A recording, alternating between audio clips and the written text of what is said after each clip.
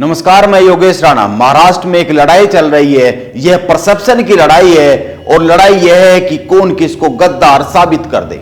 शिवसेना का कहना है कि शिंदे ने भाजपा के कहने पर गद्दारी की और बाला साहब ठाकरे की विरासत के टुकड़े कर दिए, और भाजपा और शिंदे गुट का कहना है कि उद्धव ठाकरे ने एनसीपी और कांग्रेस से हाथ मिलाकर हिंदू वोटर के साथ गद्दारी की थी।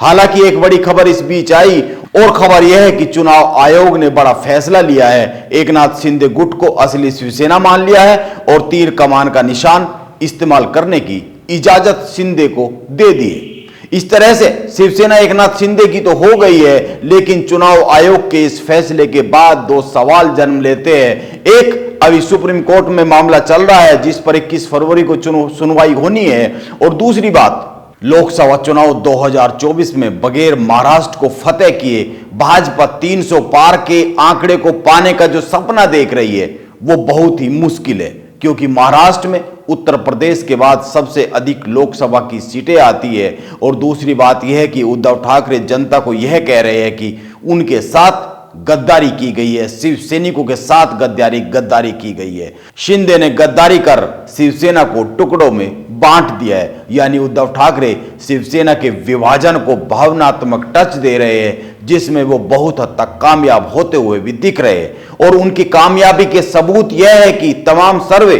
और हाल के चुनाव परिणाम यह बताते हैं कि शिंदे उद्धव ठाकरे की जगह राजनीतिक तौर पर ले नहीं पा रहे हैं। भाजपा के लिए भाजपा को नुकसान हो रहा है, इसीलिए महाराष्ट्र के सारे हिंदू वोट भाजपा की झोली में आएंगे या नहीं आएंगे, इस पर शक है। कैसे शक है, इस पर बात करेंगे, लेकिन पहले यह समझते हैं कि शिंदे के हाथ में शिवसेना और तीर कमान का निशान उद्धव ठाकरे के हाथ से फिसल कर कैसे पहुंच गया। निर्वाचन आयोग ने शिंदे गुट को ही असली शिवसेना का नियंत्रक मान लिया है। अपने 78 पेज के फैसले में निर्वाचन आयोग ने कहा है कि विधानमंडल के सदन से लेकर संगठन तक बहुमत शिंदे गुट के पास ही है। आयोग के सामने दोनों ने अपने अपने पक्ष रखे, शिंदे गुट और उद्धव ठाकरे ने, और उसकी पुष्टि के लिए दस्तावेज प्रस्तुत किए। एकनाथ शिंदे गुट के पास शिवसेना के टिकट पर जीत कर आए कुल 55 विधायकों में से 40 विधायक है। उद्धव ठाकरे ने शिवसेना पर अपना जो दावा जताया है उसमें पारिवारिक विरासत का दावा जताया है, और इसके साथ ही राजनीतिक विरासत का दावा पेश करते हुए 15 विधायकों का साथ होने के दस्तावेज दिए। इसके अलावा और भी बहुत से दस्तावेज पेश किए गए, लेकिन शिंदे गुट भारी पड़ गया। चुनाव आयोग का यह फैसला लागू हुआ तो शिवसेना की सभी संपत्तियों से उद्धव ठाकरे को हाथ धोना पड़ सकता है। एडीआर की रिपोर्ट बताती है कि 2019-20 में शिवसेना के पास 148 करोड़ रुपए से ज्यादा की एफडी और 186 करोड़ से ज्यादा की अचल संपत्ति है। महाराष्ट्र में 82 जगहों पर शिवसेना के दफ्तर है। ये सारे के सारे शिंदे गुट के पास चले जाएंगे अगर यह फैसला लागू होता है। सुप्रीम कोर्ट का फैसला भी कुछ इसी तरह का आता है तो। लेकिन इस तरीके से यह उद्धव ठाकरे के लिए एक बड़ा झटका तो है ही, और शिंदे गुट के लिए एक बड़ी जीत तो है ही। इसके बाद भी सवाल तो यह बनता है कि चलो मान ले शिंदे को शिवसेना मिल जाएगी, लेकिन भाजपा को महाराष्ट्र में क्या मिल रहा है, यह एक बड़ा सवाल है। आप ध्यान दीजिए, 2019 के लोकसभा चुनाव में महाराष्ट्र की 48 में से 41 सीटें भाजपा और शिवसेना ने मिलकर जीती थी।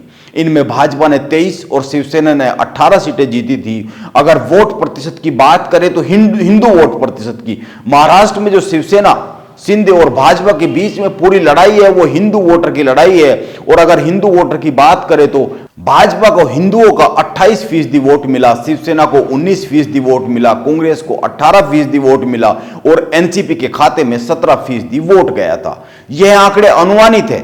अब सारी लड़ाई इस बात को लेकर महाराष्ट्र में लड़ी जा रही है कि कौन कितने हिंदू वोट अपने पाले में खींच लेगा। भाजपा ने महाराष्ट्र में 48 में से 45 सीटें जीतने का टारगेट रखा है, लेकिन यह टारगेट अचीव करना शिंदे के भरोसे तो बहुत ही मुश्किल लग रहा है भाजपा को। और उद्धव ठाकरे भाजपा के पास एक बार फिर आते हुए इतने आसानी से दिख नहीं रहे।